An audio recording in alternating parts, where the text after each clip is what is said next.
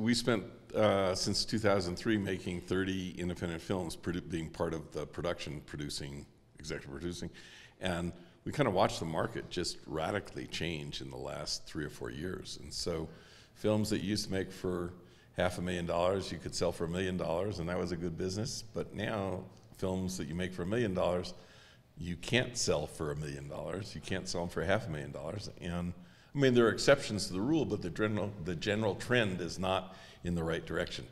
So at the same time, there's been the rise of the streaming services, and Netflix and Amazon and Hulu, and there are amazing shows being made in television. So we felt like there's a new business opportunity, and that is to take the know-how of independent filmmaking and the risk profile and couple it with experience in television and create an independent spec pilot.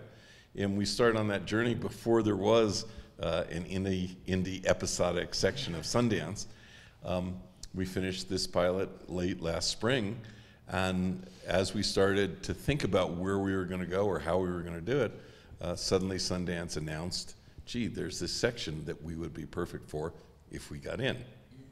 And as we were having the conversation about like doing independent television, we had a close friend who ended up in a sober living house, and we were like, oh, this would be such a great, arena in which to have a TV show.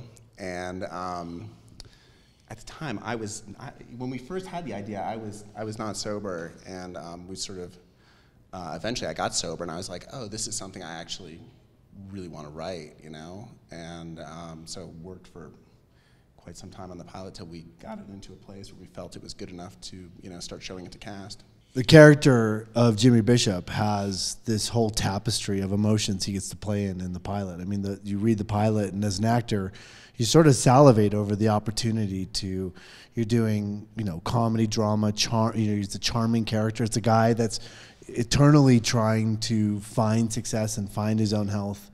And you just see the potential of this character, not only in the pilot, but over the course of the life of a series. The amount of, in the sober living facility, in that environment, the emotional stakes are so high that, there's this rich kind of tapestry of comedy in that those high, people fighting for their lives. There's this world in which, there's this beautiful sort of comedy that comes out of those moments. So